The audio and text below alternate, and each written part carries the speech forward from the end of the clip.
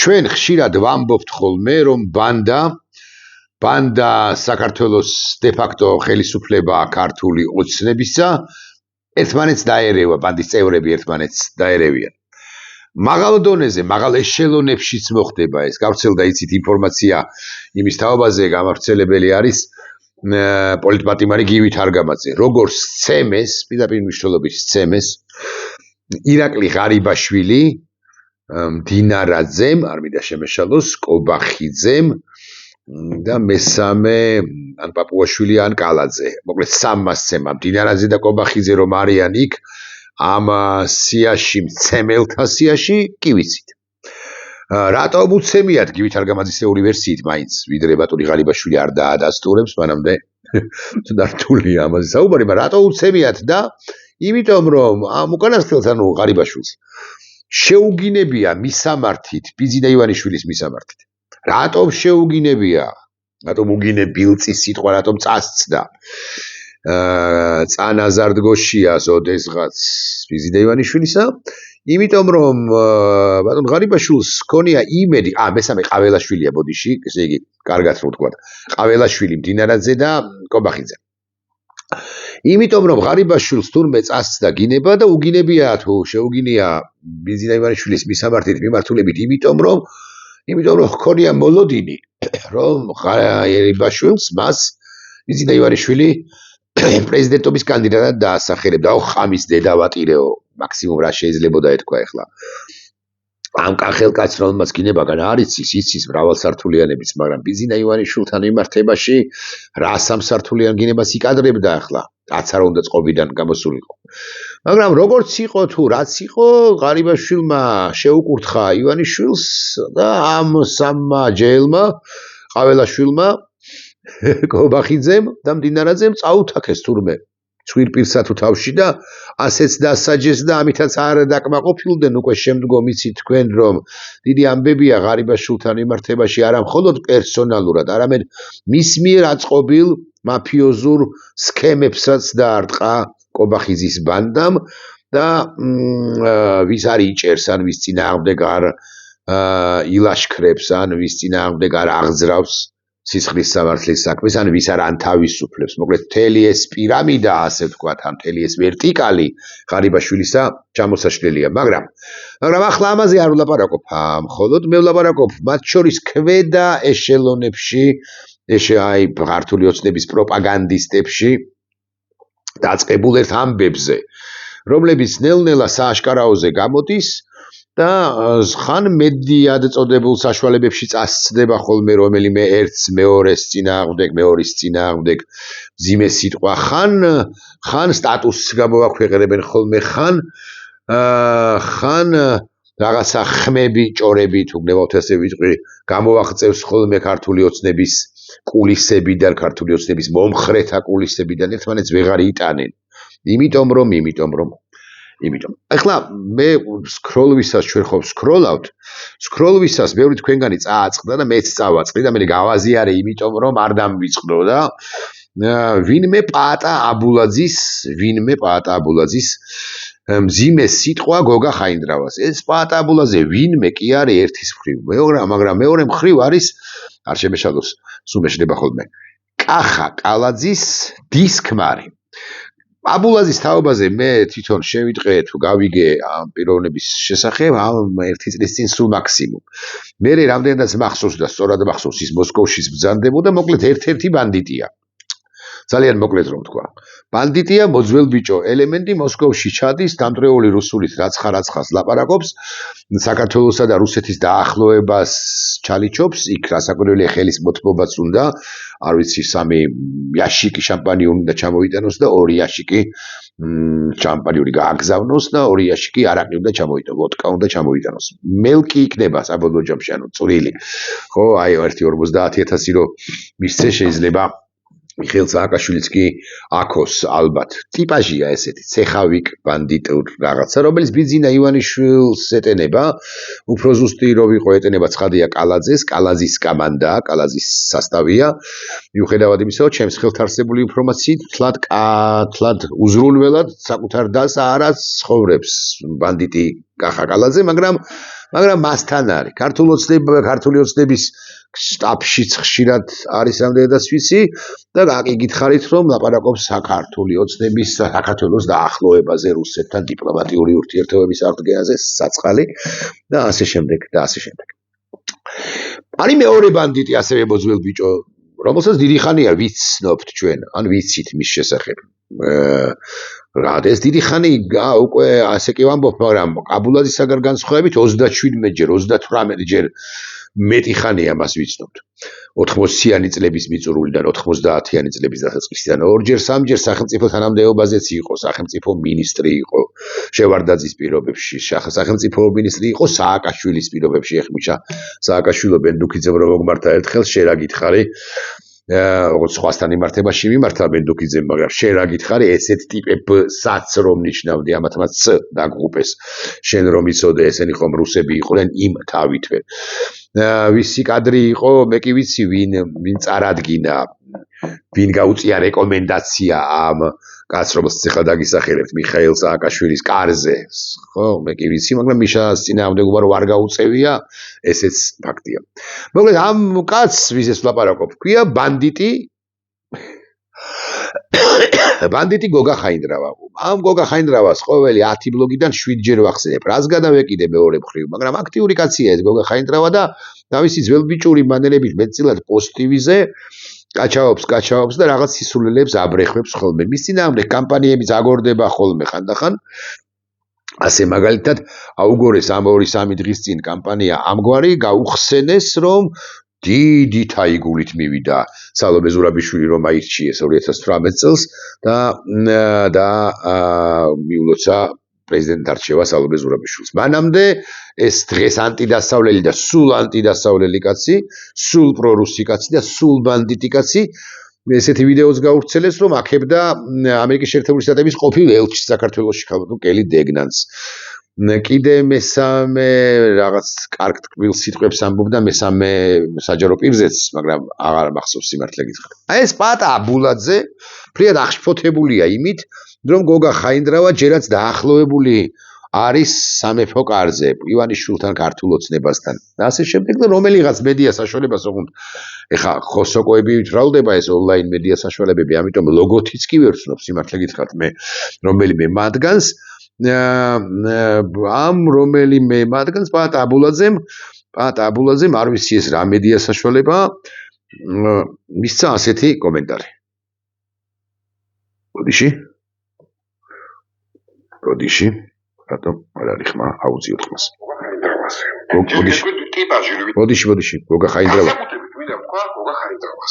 ჯერ გეტყვით ტიპაჟი ვინ არის პატა აბულაძე ეს არის თქვენ გითხოს გავასწავლე ამ ქართველთ მოცულემ ამ მტკიცებს რომ თბილისის ომის დროსო ნუ ციხეში ვიყავიო თბილისის ომის დროს დასაწყისში მართლა ციხეში იყო გოგა ხაინდრავა მაგრამ ქართველთ მოძულე ეს ჩვენც არ გვითქვამს ამ გოგა ხაინდრავაზე გადაკიდებული კი ვარ და 10 ყოველი 10 შემთხვევიდან 7-8 ჯერ მას ვახსენებ მაგრამ ეს სიტყვები არ მოფიქრებ ეს ყოველთვის ბადლობა მინდა გადავუხადო ბატონს ქართველთ მოძულე ასე მოიხსენიებ ხოლმე ოღონდ თავარ ავტორი ბატონი აბულაძეა განვაგრძოთ მე ხა სახელებს ვიტყვი ვინ გამოიყვანა ეს ციხიდან და სად მივიდა პირველი გაქანებულ თბილისის ომის დროს ნოდარა იყო მხედრიონელი და კოტიკას ეძახოდით ანუ თვითონ ეს კოტიკას რაღა ეძახდა კოტიკოს კოტიკა და ნოდარასთან ესე იგი ეს მხედრიონში ყოფილა 90-იან წლებში ანუ თბილისის ომის უბრალოდ სახელმწიფო გადატრიალების მონაწილე ყოფილა რაღაცაი სასტუმრო თბილისში დღეს რო თბილისი მერიოტია იქ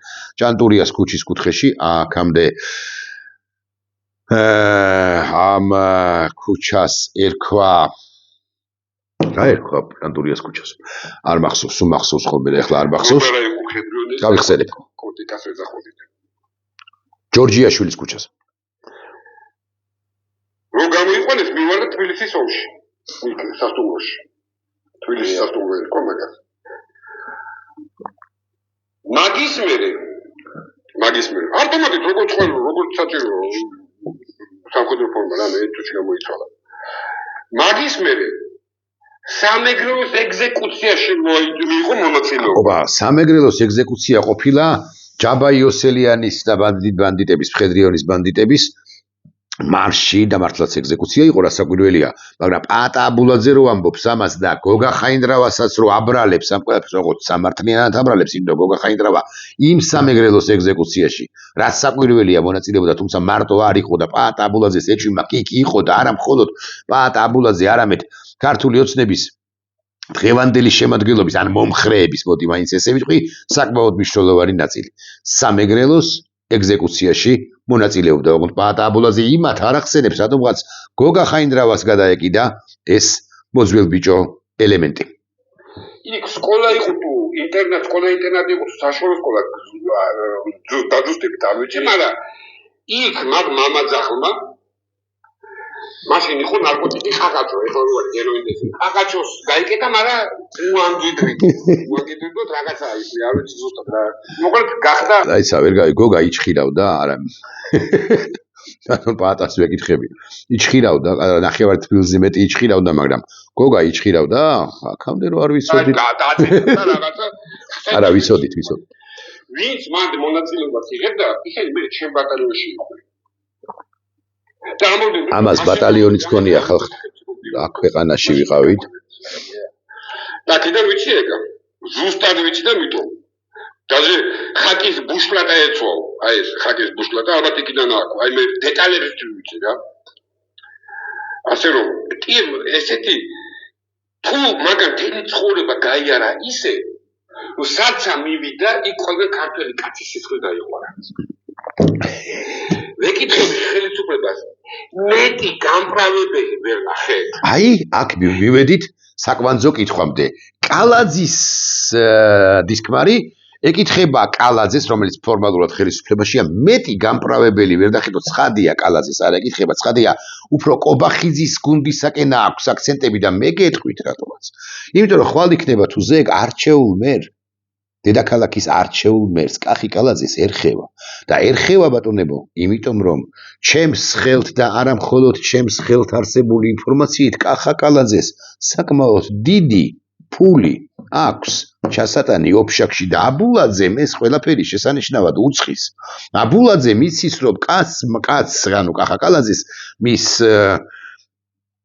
მისი ცოლის ძმას ხო სერიოზულად შეავიწროებს კახა კი არა ქვია კობახიძის გუნდი და ამ კობახიძის გუნდს კი მხარს უჭერს იდეოლოგიური თვალსაზრისით ბანდიტი გოგა ხაინდრავა და ეს არის აბულაძის კალაძის სიზის კალაძის დისკმარის ლაშქრობის გოგა ხაინდრავაზე ლაშქრობის მიზეზი. აბა ამდენი ხნის განმავლობაში მხედრიორიდან და 1992 წლებიდან 33 წელი გავიდა და 33 წლის განმავლობაში აბულაძემ რა ვერ ამოიღო ხმა ჩვენ შინო დარჩეს გოგა ხაინდრავაზე.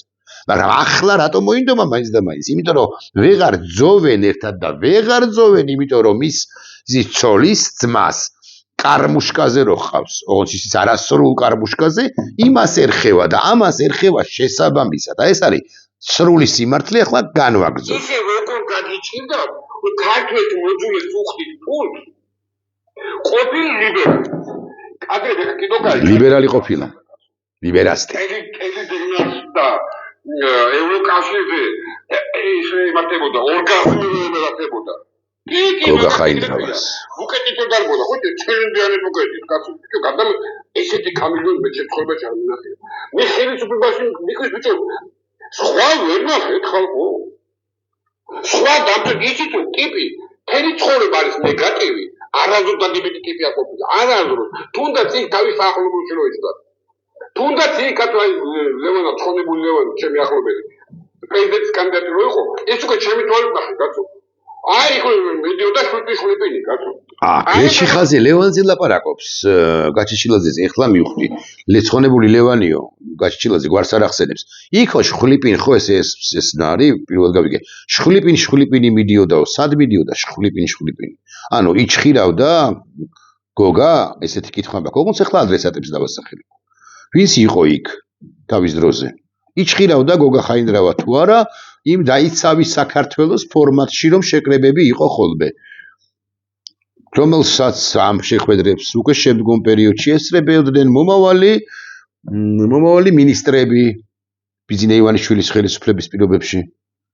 შესაძლოა მათ თვალწინ ეს ყველაფერი ალბათ მათ თვალწინ არ ხდებოდა, მაგრამ აი მაგალითად ეს წრებოდა უშუალოდ გია კაშიჩილაძე ლევანი აღარ არის ცოცხალი, ეხლა ვეღარ ვკითხავთ. ხო, შხლიპინი დათო საგანელიძეს მინდა ვკითხო, ან სხვებს და სხვებს, ზვიად ზიზიგურის იქ იყო ხოლმე რამდენადაც მახსოვს და სალომე ზურაბიშვილის იქ იყო ხოლმე ბარები ვიტყვი და ვინ არ იყო, ხო? სალომე ზურაბიშვილიც კოალიციის, ფართო კოალიციის წევრი იყო. შხლიპინებდა გოგა იახაინდრავა? აბულაძემ ეხლა ნახა ეს ყველაფერი? რატომ ლაპარაკობს აბულაძე მაინც და მაინც შხლიპინზე მაშინდელზე 2007-8 წელზეა ლაპარაკი, ხო? 7 წელზე. აი გრავაზე გეუბნებით. ესეთი ფსიქოტიპი რო ხართ და დამცველად პატრიოტული ხელისუფლება უფრო მეც ეჭვებადებს. იმიტომ ნორმალური ადამიანი თქვენ მაგას ვერ გაგიბრალთ. იცი რატო? მაგას ეხებზე კიდე 70 წელი დღეს ხოლმე მოყოლეთ. რატომ მიაკეთებ ზაღები კიდე რა.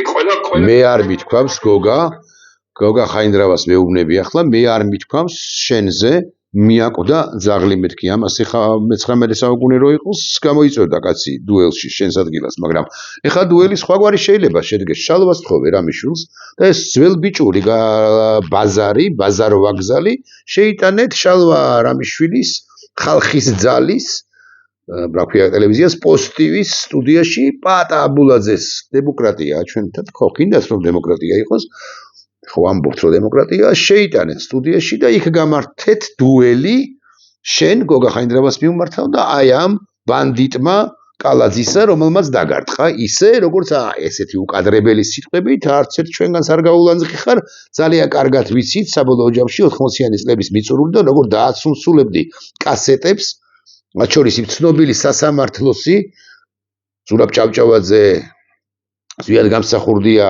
გაწერილია სახლში რაც იყო რაც მოხდა ვინ არ ესწრებოდა ჯუმბერ კოპალიანი ზოგი ცოცხალი არ არის ჯუმბერ კოპალიანი ცოცხალია და ღმერთმა დიდხანს აცოცხლოს თამრიკო შეიძლება ცოცხალია ირინა სარიშვილი ცოცხალია ირაკლი წერეთელი ცოცხალია ირაკლი ბათიაშვილი ცოცხალია მაგრამ ზოგი არ არის რაულ კუპრავა მაგალითად არ არის ცოცხალი ირაკლი შენგელაია მაგალითად არ არის ცოცხალი კაგო ბაქრაძე მაგალითად არ არის ცოცხალი და კიდევ ბევრი არ არის ცოცხალი ნუ ზურა ჭავჭავაძეზე აღარც ვლაპარაკობ და ზვიაძე აღარც ვლაპარაკობ ხო გია ჭანტურიაძე აღარც ვლაპარაკობ გაგიხრით შუბცო რო ეუბნება ზურაბ ჭავჭავაძეს იქ იღებდა ორი კამერა ყველამ ვიცით საბოლოო ჯამში ვინც ვისაც რაღაც ინფორმაცია ადრეულ წარსულზე გვაქვს 99 წელია ეს და ეს კასეტა როგორ მოხვდა კასეტა VHS-ის როგორ მოხვდა ნუგზარ ფოფხაძის კაბინეტში სახელმწიფო ტელევიზიაში სადაც მე უკვე მიამონტაჟეს და თითქოს გია ჭანტურია 12 ჯერ თუ 7 ჯერ ეუბნება ზურა ჭავჭავაძეს გაგიხვლიტავ შუბცო და ესე უკვე ასე აჩვენეს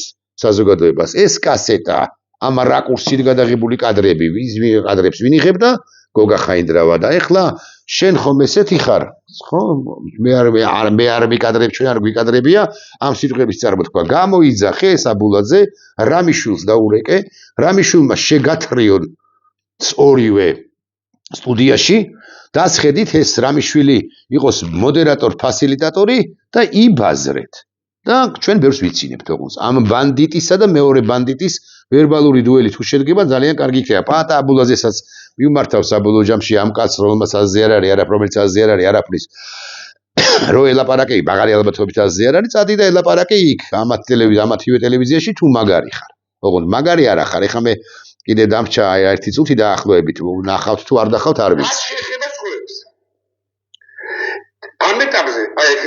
აი უკვე საინტერესო აღარ არის ამ თვალებ დაკაჩული კაცის საუბრის მოსმენა მე ამასობაში გეტყვით რა მდგომარეობაა ჩვენს ქვეყანაში და ეს უმძიმესია გაცილებით მნიშვნელოვანია ცხადია ვიდრე ის რაც ხდება პატა აბულაძესა და გოგა ხაინდრავას შორის და ისე მსუქნიათ და უხოცავთ ერთმანეთი ვერბალურად ცხადია და ისე მსუქნიათ რომ გარჩევები გაგრძელებულა ამ ბანდიტების და სხვადასხვა დონეზე. ამასობაში ჩვენს ქვეყანაში ხდება შემდეგი რამ, რომ ვიცოდეთ მაინც.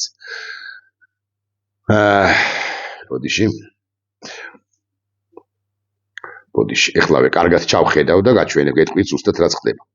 ესე იგი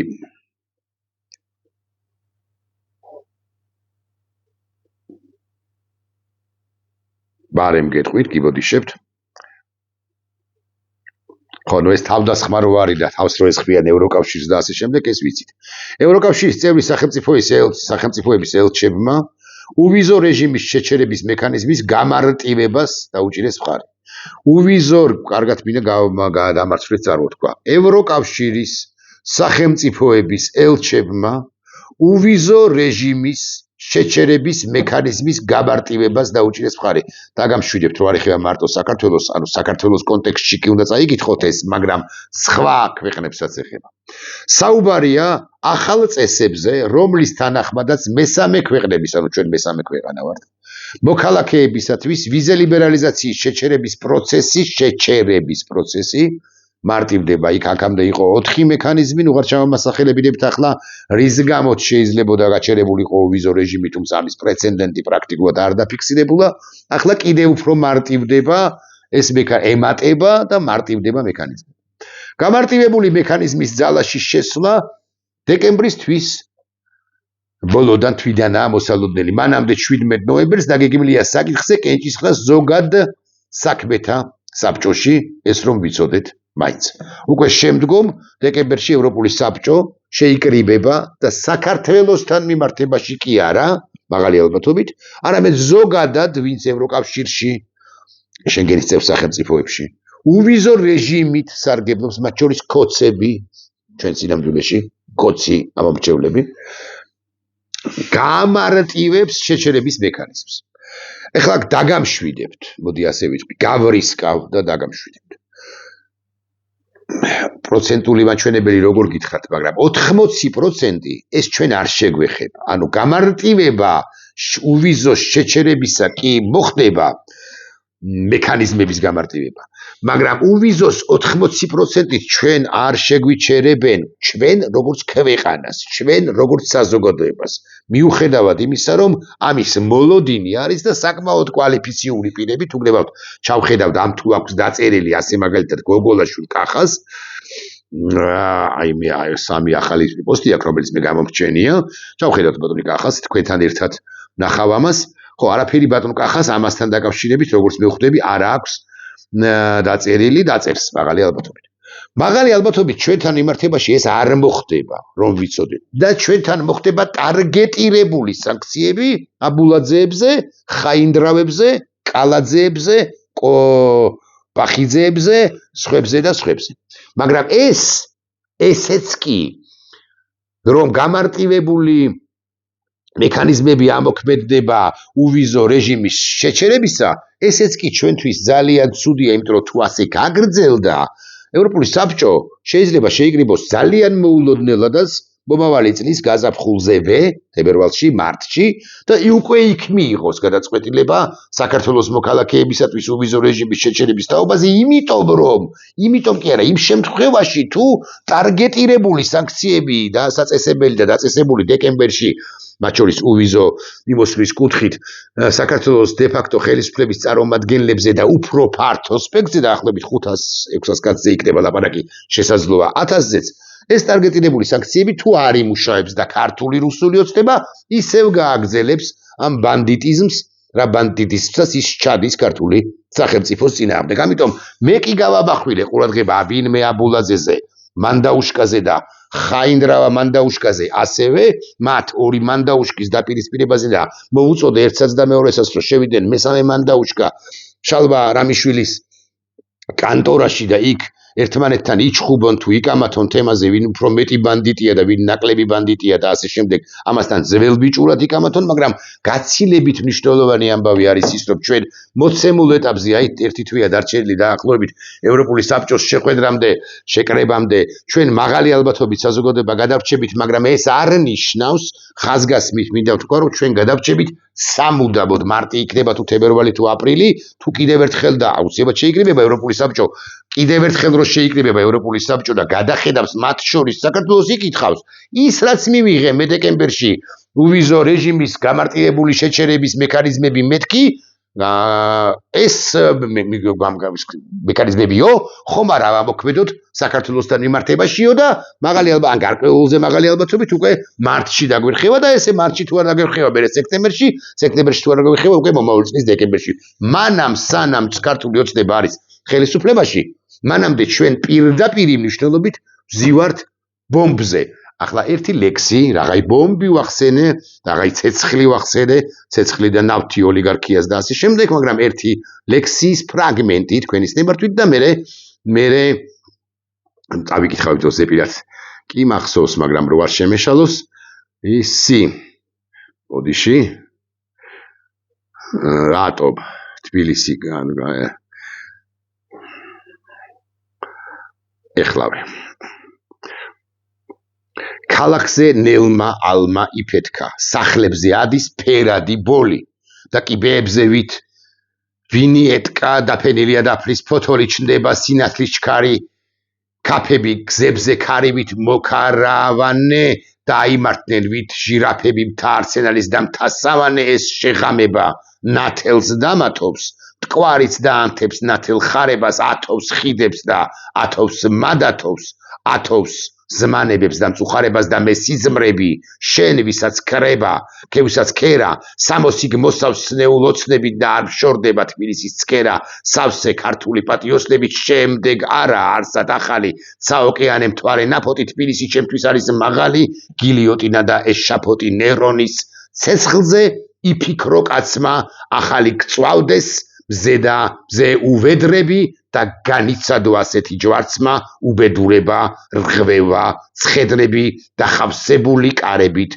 შევლა სატყმავილების ჩუმია შფოთი და განიცადო ასეთი წყევლა გილიოტინა და ეშაფოტი აქ გალაქტიონ ტაბიძე ლექს ქვია თბილისი თქვენს უკეთ წაიკითხავთ დარწმუნებული ვარ ახსენებს ამგვარ რამეს ნერონის ცეცხლზე იფიქრო კაცმა ნერონმა გადაწვა რომი მე გეტყვით რომ ბიძინა ივანიშვილს პინდა პირდაპირ გაგებით გაიგეთ და გნებავთ ირიბად გაიგეთ ბიძინა ივანიშვილს უჭირავს ასანთი რომელსაც გაჰკრავს როცა იქნება და გადაწვავს თბილისს გაფსიხებული და დაწყევლილი ასე უნდა ვთქვა დიახ დაწყევლილი საქართველოს ისტორიის მიერ ბიძინა ივანიშვილს ეს ასანთი სწრაფად უნდა გამოვართვათ ასე ვამბობ რომ ემანდ მართლა რაღაც უარეს შარში არ გაგხვიოს და გაგხვევს კიდეც თუ დასწავლდა ნახვამდის